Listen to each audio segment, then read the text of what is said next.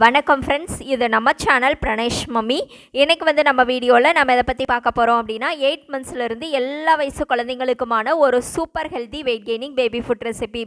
குழந்தைங்களுக்கு தேவையான vitamins, minerals, fibre, anti ஆக்சிடென்ட்ஸ்னு சொல்லி எல்லாமே இருக்குது. குழந்தைங்களுக்கு இம்யூனிட்டியை நல்லா ஸ்ட்ராங் ஆகும். அது மட்டும் இல்லாமல் சூப்பராக வெயிட் கெய்னிங்கும் ஆகும். இதை வந்து நீங்கள் மார்னிங் பிரேக்ஃபாஸ்ட்டாவோ இல்லை லஞ்ச் டைம்லேயோ குழந்தைங்களுக்கு தாராளமாக செஞ்சு கொடுக்கலாம். இந்த ரெசிபி எப்படி செய்கிறதுன்னு பார்க்குறதுக்கு முன்னாடி இந்த வீடியோவுக்கு ஒரு லைக் பண்ணிட்டீங்க அப்படின்னா உங்களை மாதிரி இன்னும் நிறைய மம்மிஸ்க்கு இந்த வீடியோ யூஸ்ஃபுல்லாக இருக்கும். அது மட்டும் இல்லாமல் இப்போ தான் நீங்கள் ஃபஸ்ட் டைம் நம்ம சேனல் பார்க்குறீங்க அப்படின்னா மறக்காமல் நம்ம சேனலை சப்ஸ்கிரைப் பண்ணிக்கோங்க. ஓகே ஃப்ரெண்ட்ஸ், இந்த super healthy wait gaining baby food செய்கிறதுக்கு இன்றைக்கி வந்து நான் க்ரீன் பீஸ் பச்சை பட்டாணி நைட்டே வந்து நல்லா ஊற வச்சுட்டேன். அதை வந்து மார்னிங் வந்து ஒரு சாஸ்பேனில் சேர்த்துட்டு இது கூட கொஞ்சமாக தண்ணி சேர்த்துட்டு இதை நல்லா பாயில் பண்ணிக்கலாம். இந்த பச்சை பட்டாணி வந்து பார்த்திங்க அப்படின்னா நம்ம விரலில் நசுக்கி பார்த்தா நல்லா மசிஞ்சு வரணும், அந்த அளவுக்கு வேக வச்சுக்கோங்க. இப்போ வேக வச்ச இந்த பச்சை பட்டாணியை ஒரு மிக்சி ஜாரில் வந்து சேர்த்துக்கோங்க.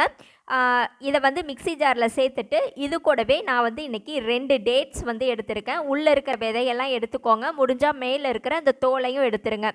இது கூடவே கொஞ்சம் தண்ணி சேர்த்து நல்லா ஃபைனாக அரைச்சி எடுத்துகிட்டு வந்துடுங்க.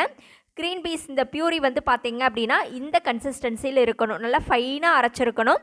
இப்போ இதை மறுபடியும் ஸ்டவ்வில் ஒரு சாஸ்பேன் வச்சுட்டு நம்ம அரைச்சி வச்சுருக்கிற அந்த க்ரீன் பீஸ், அதுக்கப்புறம் அந்த டேட்ஸ் பியூரி இருக்குது இல்லைங்களா, அதை வந்து சேர்த்துட்டு இந்த மாதிரி நல்லா கலந்து விட்டுக்கோங்க. இப்போ இது கூட வந்து பார்த்திங்க அப்படின்னா நான் ஜஸ்ட் ஒரு 1.5 ஸ்பூன் அளவுக்கு மட்டும் கேழ்வரகு மாவு வந்து எடுத்து வச்சுருக்கேன். அதை இந்த மாதிரி லைட்டாக தூவி விட்டுட்டு ஜஸ்ட் அந்த திக்னஸ் வரணும் அப்படிங்கிறதுக்காக தான். அது மட்டும் இல்லாமல் இந்த கேழ்வரகு மாவு சேர்க்கும்போது இன்னுமே குழந்தைங்களுக்கு ஹெல்த்தியாகவும் இருக்கும், வெயிட் கெய்னிங்கும் ஆகும். இது கூட இப்போ கொஞ்சம் கொஞ்சமாக பசும்பால் சேர்த்து நான் நல்லா கலந்து விட்டுக்கிறேன். பசும்பால் கொடுத்து பழக்கின குழந்தைங்க அப்படின்னா நீங்கள் பசும்பால் சேர்த்து இதை நல்லா குக் பண்ணிக்கலாம். இல்லைனா வெறும் தண்ணி மட்டும் சேர்த்து கூட நீங்கள் நல்லாவே குக் பண்ணிக்கலாம்.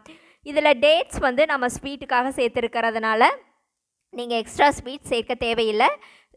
சப்போஸ் ஸ்வீட் பத்தலை அப்படின்னா மட்டும் நாட்டு சக்கரை அந்த மாதிரி ஏதாவது லைட்டாக சேர்த்துக்கோங்க.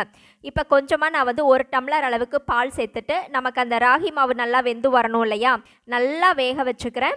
இப்போ ஃபைனலாக இதை சர்விங் பவுலுக்கு மாற்றிட்டு குழந்தைங்களுக்கு கொடுத்தா வயிறு நிறைய சாப்பிடுவாங்க, நல்லாவே பசி தாங்கும். இந்த ரெசிபி உங்களுக்கு பிடிச்சிருந்தது அப்படின்னா மறக்காமல் நம்ம சேனலை சப்ஸ்கிரைப் பண்ணுங்கள், லைக் பண்ணுங்கள். அதே மாதிரி உங்களுடைய கருத்துக்களையும் கமெண்ட்டில் சொல்லுங்கள். Thank you friends.